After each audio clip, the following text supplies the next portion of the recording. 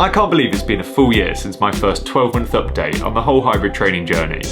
But here we are, and it's now time for the second part because I've spent 2 whole years combining the best of both worlds, balancing running and lifting weights, putting that work in week after week alongside the old 9 to 5, or 8 till 6 as it is in the new job. But I've continued to build my strength, my fitness and my physique, proving that this style of training leads to crazy progress, and I've been hitting PBs all over the shop.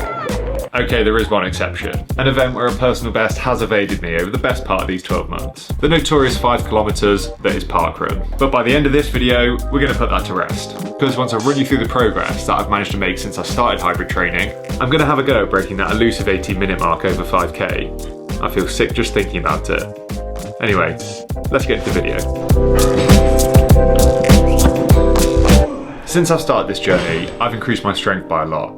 Just over 2 years ago, before I was combining my resistance training with a regular structured running program, I was a well-trained gym goer, quite a way off my peak strength from back when I was a med student who weighed 93 kilograms and didn't really believe in cardio, but decently strong. Back in 2019, at my peak powerlifting ability, I actually had a lot more free time than most people who haven't attended med school might like to think.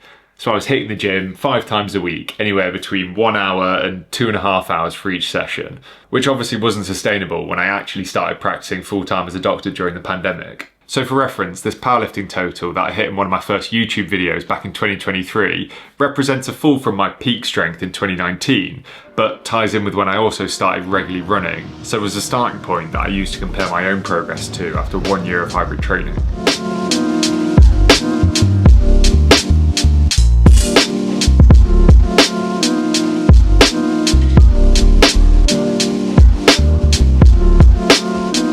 Then after that first year, by the summer of 2024, I was stronger, so my benchmark for progression moved again.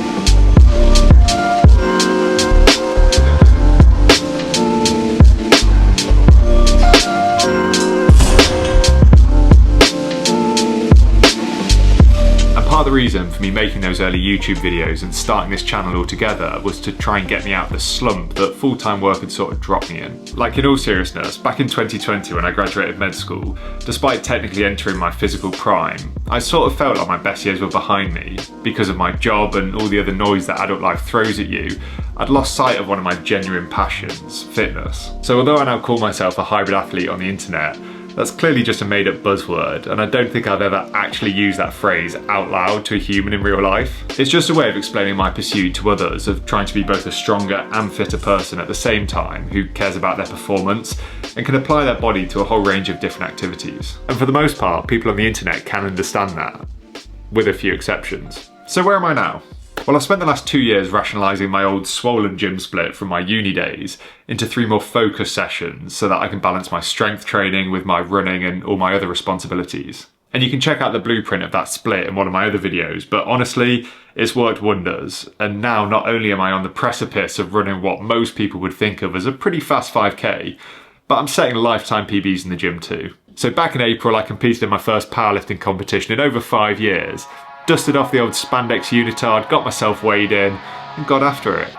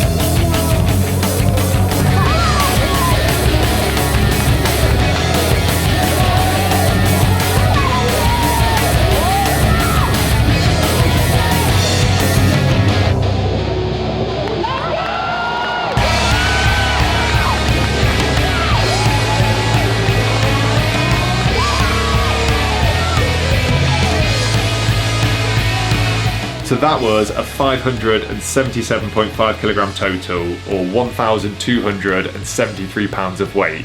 So So not only was I really happy with this total, but also pretty surprised, because that's a 157.5 kilogram increase on my starting point from 2 years ago, but also over 100 kilograms of improvement versus that first progress video that I made at 1 year. And that total was only 5 kilograms off my all-time best, and actually included a lifetime PB in the deadlift, all whilst competing at a lighter body weight, spending less time in the gym, running 4 to 5 times a week, and working a pretty demanding job.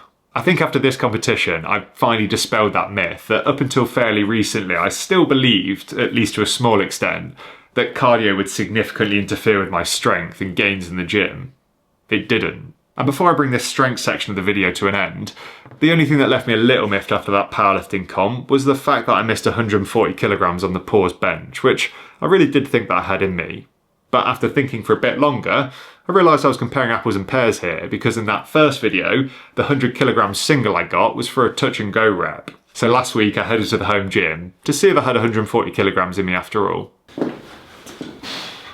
3, 2, 1. Come on, Bobby. Come on. Come, go, fucking go. Yeah. I'm not fucking touching it. Good job. Nice. On to the next step.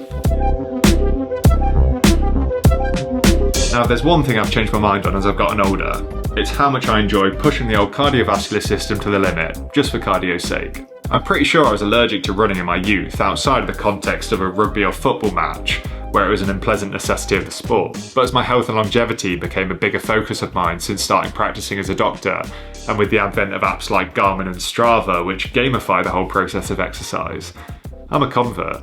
So at the beginning of what I'm calling my hybrid training journey, I could bash out a max effort 5k in around 21 to 22 minutes. And this might sound like quite a fast starting point to some of you, but there's a few big caveats. I have an active past playing team sports all through my childhood up until the age of about 21, where I mucked up this left shoulder playing rugby, and I did engage in the very occasional 5k jog in the years before starting this channel. I was also the lightest I'd been in my adult life at the start of 2023, weighing around 78 kilograms as a 6'1" guy, so I don't want to pretend like I'd never done any exercise before I actually made this channel. It's just that it was only after this point that I started applying myself to a regular structured program of resistance training and running. So a quick recap of my first year of hybrid training. I improved my 5k time from 22 minutes to a new lifetime record of 19 minutes and 17 seconds.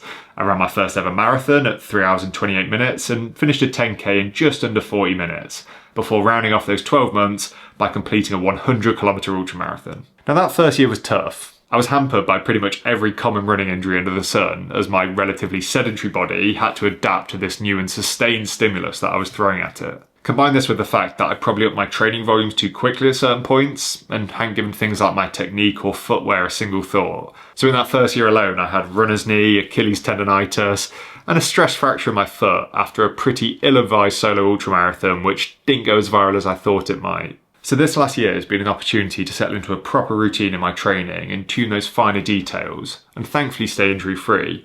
And as a lot of regular viewers will know, I now run around 50 kilometers most weeks with an 80-20 ratio between easy and hard running. And with this stability in my training, I've been able to chip away at some of those PBs. I've improved my 10k time from 39.57 to 38.09, and I ran a 1 hour 28 minute half marathon. And in autumn of 2024, which seems like absolutely ages ago, I ran an 18 minute and 37 second 5k, which we're hopefully going to smash at the end of this video. Then to add to the pure running side of things, a few honourable mentions. I competed in my first ever Hyroxes in January, achieving a time of 1 hour and 12 minutes, and then 4 months later in May, I bettered that with a time of 1 hour and 9 minutes. I'll definitely be doing more of these in the future, because I think with some dedicated and specific training, I could make big improvements on those times.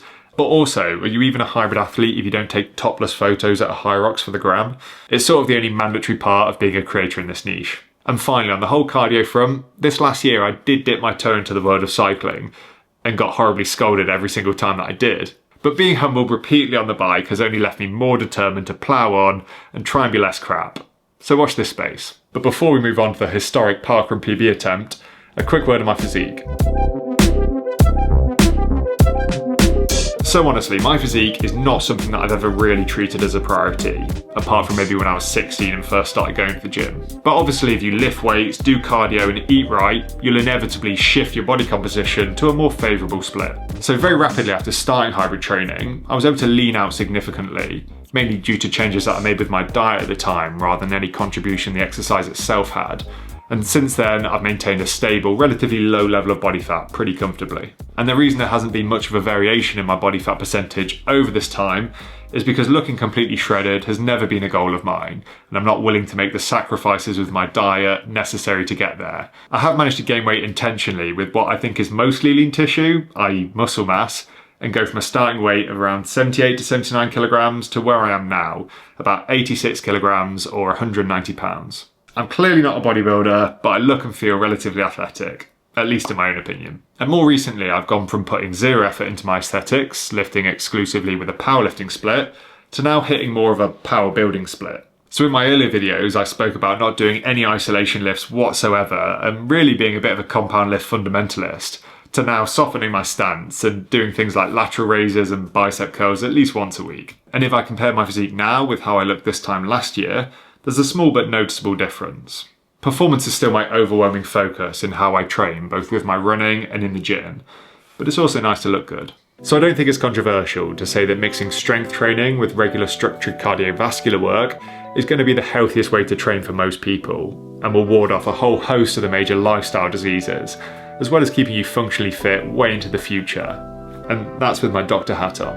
And most people that watch this channel are on the same page. I still do get the odd person in the comments that tries to convince me that running and or strength training is bad for you, or seems to be rage baited by the term hybrid athlete, but hey, they clicked on the video, I don't know what they're expecting. But as well as the obvious health benefits that this style of training has given me, every time when I make one of these progress videos, it's an opportunity to look back, and I always think how grateful I am to be able to move and work out, and now be enjoying the process of bettering myself. I know balancing resistance training and cardio is a compromise, and probably means I'm never going to be elite at either one at the same time, but that's never been the goal. Instead, these last 2 years I've managed to renew my sense of purpose when it comes to health and fitness, and I no longer feel like my best years are behind me, they're most definitely still to come. But you never know, if I do completely bomb out on this 5k, maybe I will just throw it on the can. So let's hope I get a result I can be happy with. Here it goes.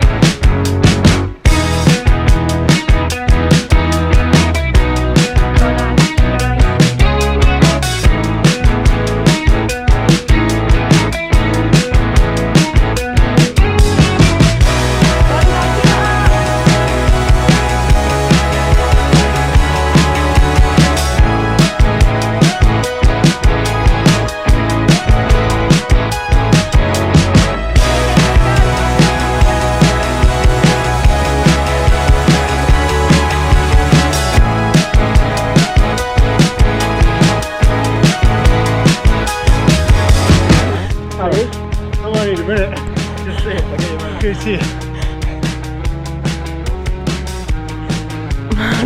You look so unwell.